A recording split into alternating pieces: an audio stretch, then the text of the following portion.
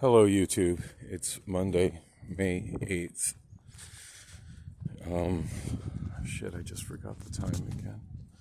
1:42 p.m. 2023, and I'm finally out of my apartment. Today I should have started way earlier. I was up earlier and I've just been so overwhelmed and depressed with the whole situation with my car that I haven't been able to function whatsoever. And I wish I had somebody with me to help me with all this, and I wasn't so completely alone facing the world and just all the challenges of life. But I guess it's just my destiny as a person with mental illness that's an outcast from society and has always been an outcast from society to face the world alone. I tried being married, and that didn't even last 2 years, and this is just my destiny to face my problems alone until they eventually become more than I can bear, and I handle facing life alone the way my ex-wife handled facing life alone. So I still haven't got my iPhone fixed. I can still see messages coming in on them. I got a text message from. It's terrible because I can't reach. I do kind of have some people reaching out to me in slight ways, but I can't. I don't have any way to get back to them, unless they're doing it via Snapchat or YouTube. But I got a message from my friend that owns the record store in North Scottsdale, just trying to share some good news with me that he's bought a building to move his record store into. For many years he's been leasing warehouse space with a tiny little storefront in it up in the Scottsdale Air Park, which he does great business there, and people actually come to his store, as hard as it is to find. And it's been a long time since I've gone there, but there are chapters of my vlog, where I go there. Somewhere I drive there, and it shows what an out-of-the-way drive it is to get there. And then one where I had a very, very difficult bus journey to get the so-called limited edition Tool Fear Inoculum box set. And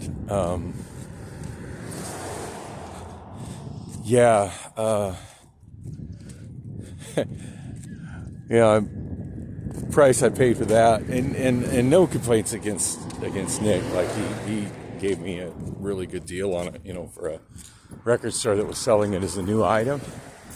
But God,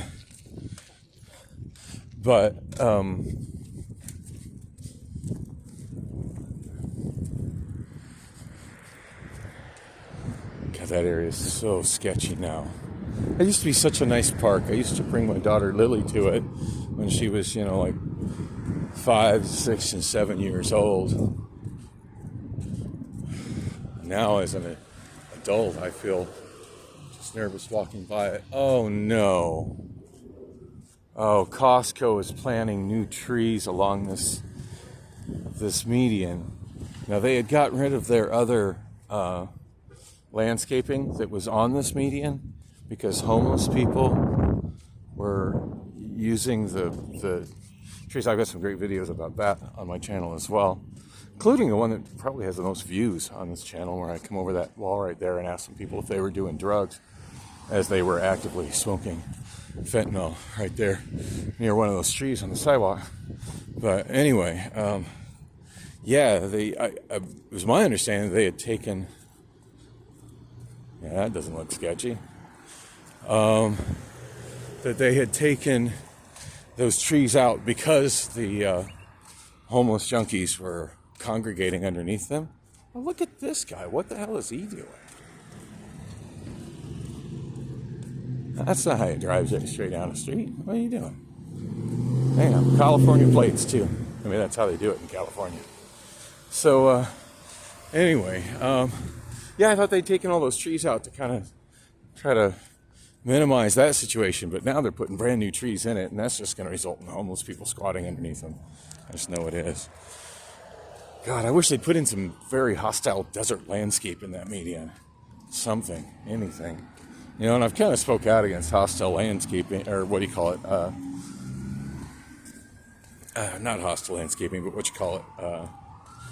Hostile architecture, I guess. Public architecture designed to get rid of the homeless. And I guess I'm becoming a NIMBY in that I just don't want this in my backyard. But what can I say? I don't want this in my backyard. But I mean, you know, a few days ago I went by and the police rolled by and you know, if y'all saw that video, they didn't do nothing. Like they just sat there and oh wait, no, that's an out-of-service bus. I was worried I missed my bus. I was really... No, there's my bus right there. I knew I was pushing the timing on this. So I think that's my bus. I can't really see it distances very well anymore. I don't know. I can't see. That bus ahead, the one that's just not in service, more likely than not, it's going to be a Route 17 westbound starting at 44th Street. That seems to be where that bus likes to perch up and take up space, even though that's not a parking spot. That seems to be where it likes to take up space and not allow passengers to get on before it drives down to McDowell and then starts its route at 44th Street. It wouldn't bother me so much if they allowed passengers to get on there, you know, and ride down to McDowell. But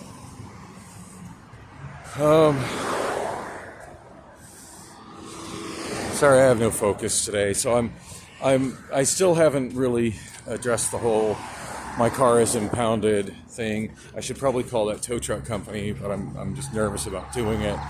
I figure I should probably confront Rob first, but not on the phone. I want to go down to his shop at a time where he's definitely going to be there, which should be now.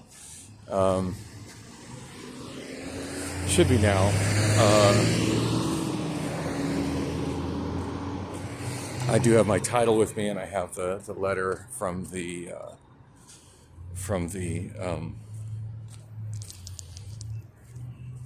DMV regarding my vehicle getting impounded, which I guess I could read for y'all while I'm here waiting for the bus.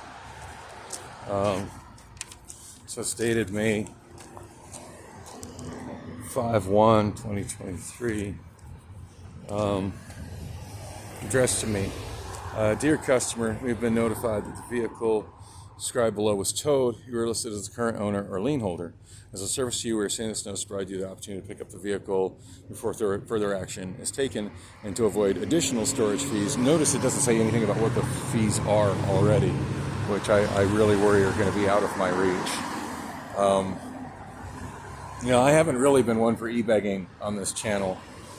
You know, for trying to get people to make donations to my Cash App and my PayPal, but if there's any time that I might need it, I think this is it. Anyways, because I don't know how much it's going to cost, but every time I've ever had a vehicle impounded, well, almost every time, I've lost it. It's been a greater, the vehicle had ended up getting impounded because I was having difficulties in life, and that proved to be of difficulty greater than one that I could deal with just because of, finances. I mean, life is dictated by how much money you have. That's just the reality of it. And if you've got enough money, life is easy. These things aren't challenges. And if you don't have enough money, life becomes difficult, sometimes insurmountable, to the point where people just want to unalive themselves. And that's kind of where I'm at right now. But anyway, as a service to you, we're sending this notice to provide you the opportunity to pick up the vehicle before further action is taken and to avoid additional storage fees charged by the towing company. If the vehicle is not recovered, it may be processed as an abandoned vehicle. This could result in additional fees at the time you renew your vehicle registration or driver's license. Like, I need additional fees. I don't need additional fees. I need my car. Like, why wasn't I contacted before the car was moved? That just feels like them stealing my car. Please contact the towing company at the address or phone number below to recover the vehicle, or if you have any questions, thank you. And it's got the VIN number, 2006 Saturn, 4-door sedan, and the plate number, vehicle owner, my name.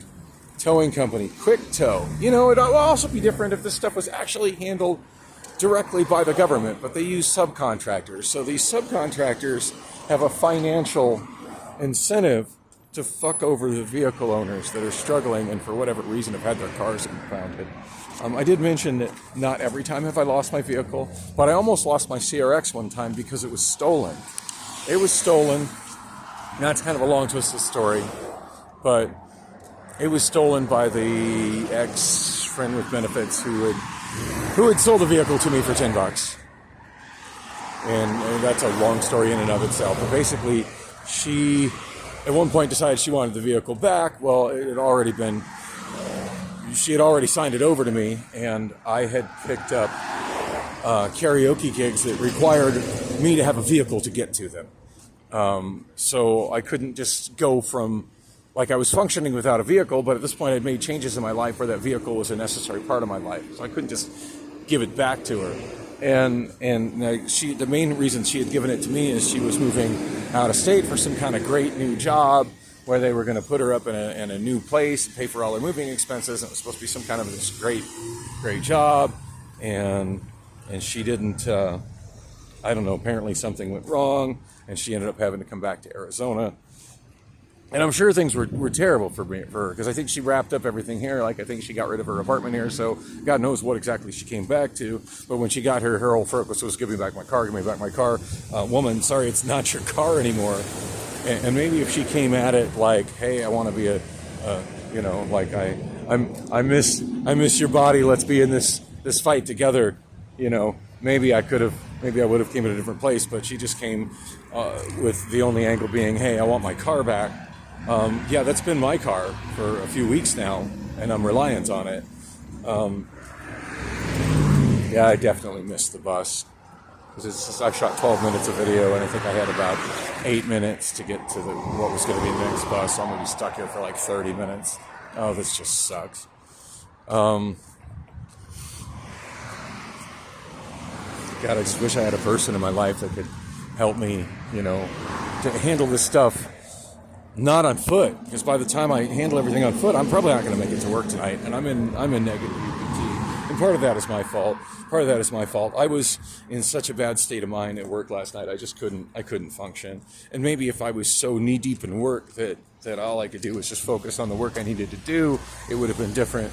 But once I loaded the truck that was in Dock 140, and I opened and closed all the doors that needed done, and that were in the area, I didn't really know what to do, and I was way too distressed to kind of focus on finding things to do.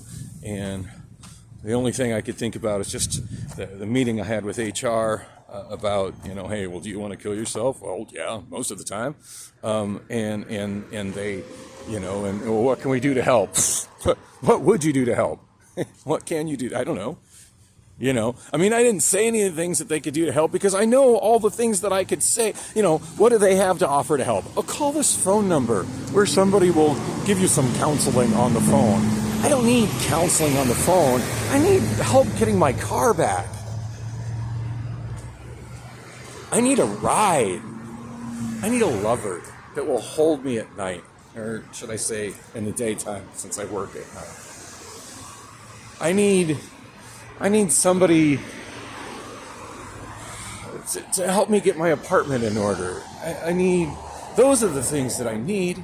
I need love and companionship. I need a family support system. I need a family that's actually claims me as their family.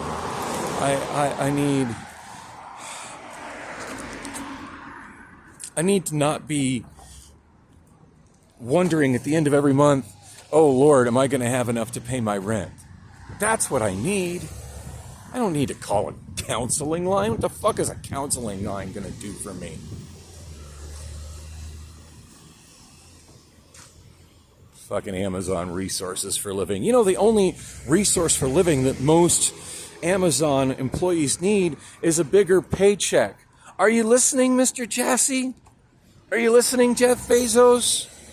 That's what most employees need. We don't need a benefit called resources for living where we can call and talk to somebody. We need more money to handle our real life problems.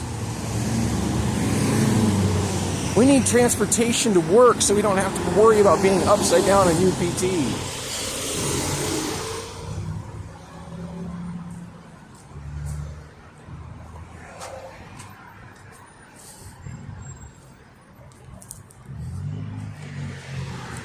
Some of us need partners, so we're not spending all night, 10 hours, looking at women that we find massively attractive and knowing that we're going home to a lonely bed.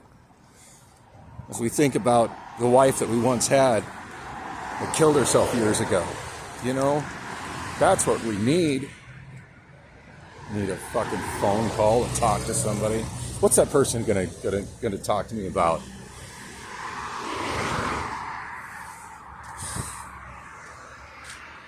I don't want to talk to no fucking stranger on the phone. Now, in a completely other angle with that,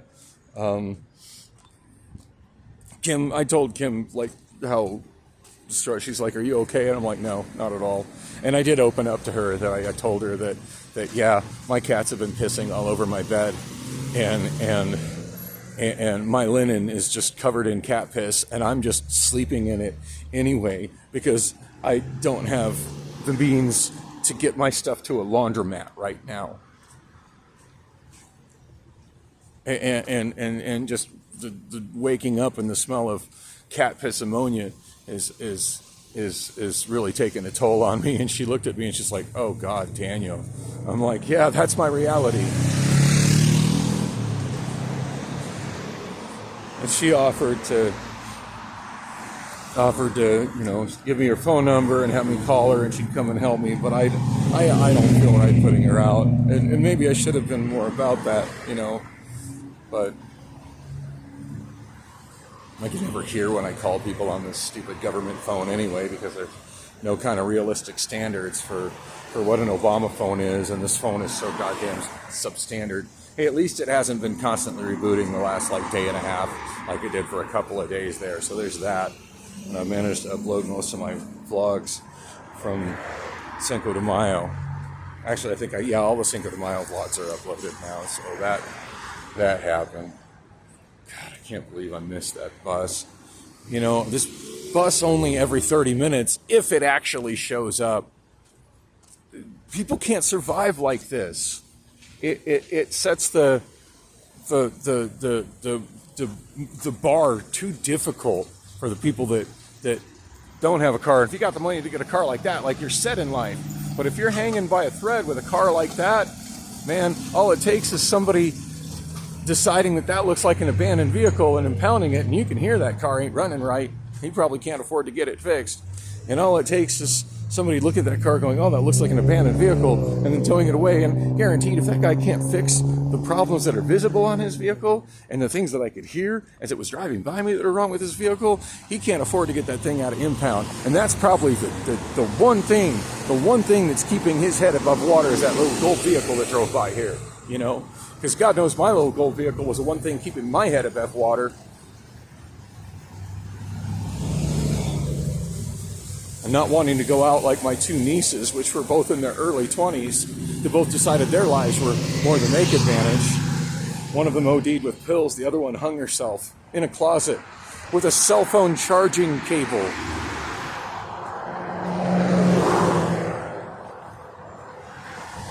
The only nieces I was close to, Brianna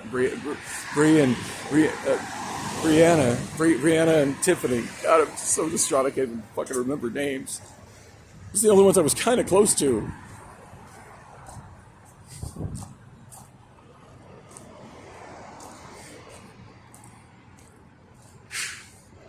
The only other sister I was particularly close to, She died like 6 years ago in a motorcycle accident. I want to talk about that.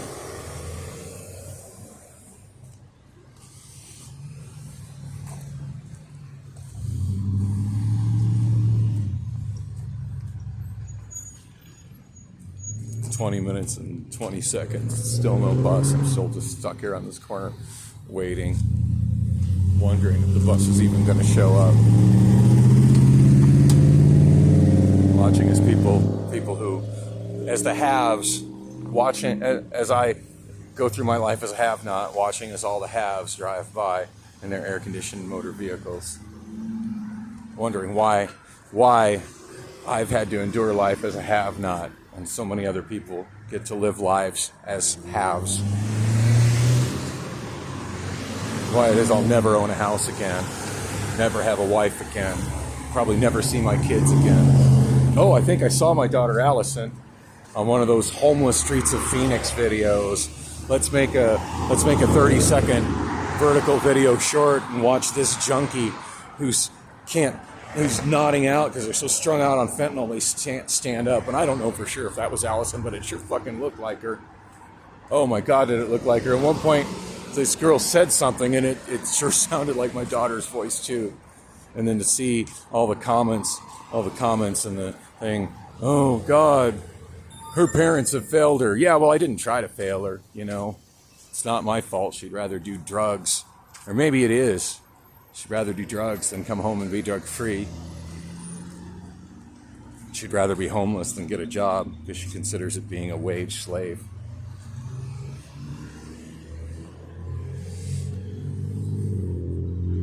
I mean, I hope that video wasn't of her, but it sure looked like her and it sure sounded like her.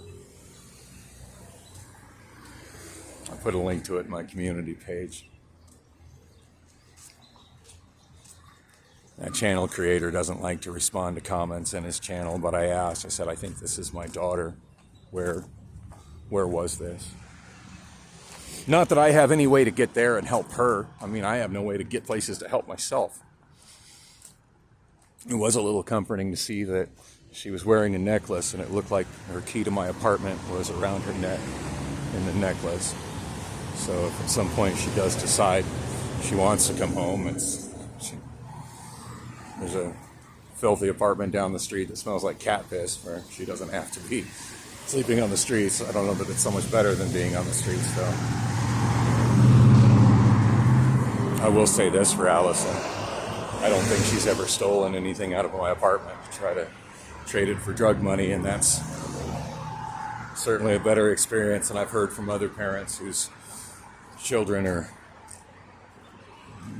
would rather do drugs than work a job.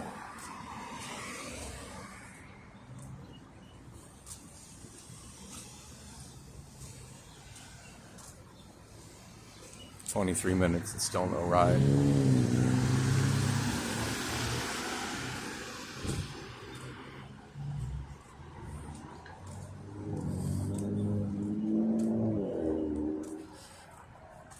And no phone call from Rob since I talked to him on Friday either. That's sus as fuck. Like, I kind of got when I called him after I realized that he was not at his shop, that, you know, it seemed like he was on the road. And sometimes when somebody calls me when I'm driving, like, I just can't have that conversation because I'm driving. But as a general rule, I always call that person back, and he hasn't called me back since. And if everything goes south with Rob, how's that going to work out for me? Because he's got my Lexus, assuming he's still